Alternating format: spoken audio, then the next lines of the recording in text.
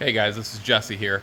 Hey, I was going to show you guys how to check the delay box in your race car against your MSD Grid. So let me bring you on over here and show you what I got here going on. I'm no professional at this, but I thought this might help some people out in the racing world. So if you guys are doubting what your delay box is doing, this is an easy way of checking it, assuming that you got a grid and a delay box that outputs 12 volts. So what you're going to do is you're going to hook your trigger up on your delay box to the step trigger in your MSD, which is the pink wire. So here, I'll show you what I got going on here. You can just do a quick jumper and try it out here. And then there's some settings that I'll show you in the MSD Grid as well. Let me flip this around. So what I got here is I got my delay box unhooked on my quick disconnects because I go between box and no box. So on my K&R box, you'll see that there's a trigger wire. So you're gonna have to look on your respective delay box. On the K&R box, it's marked trigger. So basically what you want to do is just run a jumper from there over to your grid, which is the pink wire there. So what you're basically doing is sending 12 volts when you press the trans brake button. Put this back around here. So when you push the trans brake button, you're going to be basically sending 12 volts and triggering that step function in your grid so that it starts recording. Now, in order to do that, you have to do a couple setups in your grid here. So let me show you what you got to do. So the first thing you want to do is go to your data acquisition tab, start recording. And you're going to want to set this up so that it starts recording at 500 RPM in step 1. So basically what you're doing is you're telling that when that receives 12 volts to start recording as long as your engine's above 500 RPM. Next thing you're going to want to do is go to the stop record. And basically what I did is I set my engine RPM at 100 RPM. And then I had the recording for 20 seconds. So let me start this thing up and show you how it works. The other two things is an easy thing to do is put your time to 1 second delay, just so it's something easy, and then make sure that your dial-ins are the same. And I just knocked my wire off there, so make sure that stays on. So I have mine both set at 5.75 because you don't want to have to do any math basically.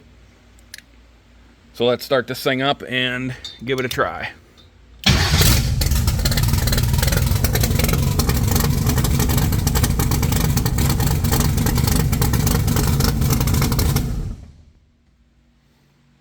All right, we'll give it a couple seconds here, let the recording take place. All right, so once you've done that, then what you want to do is you basically want to come back up here to your recordings. So we want to go up here to data acquisition. At the very top, you'll see recordings where you can hit F7. And there's the recording that we just produced. So we want to transfer that, hit apply. You'll see it open up the file that you just made.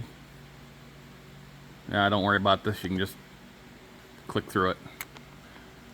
Let the review open up. It's going to open up to the RPM, which we don't care about, so let's remove that for simplifying. And then what we want to do is open up the launch, and what you're going to see there is essentially this is when you were on the trans brake and you released it.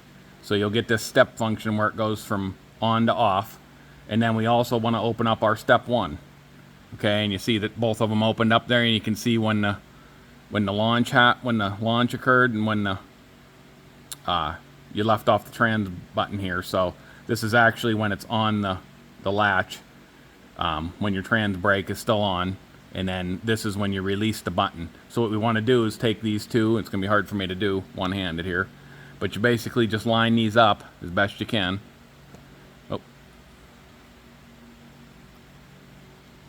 Having a little bit of trouble here doing it one-handed, so bear with me. Best you can on that one.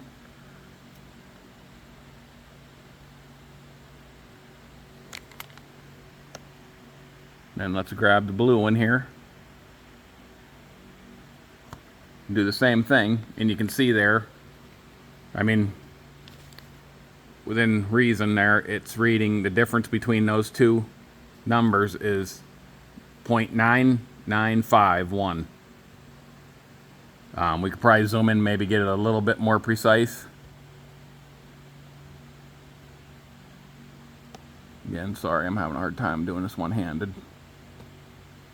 So I'd say I'm pretty good there. So my box is showing that it's off about 5 thousandths from what I say.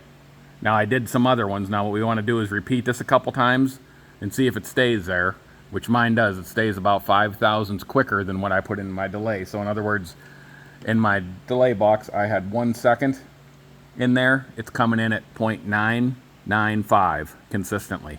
Now, I've also heard guys saying, well, when I change it 10 thou in my box, does it really change 10 thou? Well, this is an easy way of verifying that. So, helps you out, and you guys can use this as a tool to determine, you know, if you're wondering if your box is working or it isn't working. This is an easy way to verify that it is, assuming again that you have the MSD Grid and, you know, a delay box that outputs 12 volts. It's very easy to do. It takes a couple seconds to set up, and then just don't forget to put everything back the way you had it. All right, see you guys later. Bye.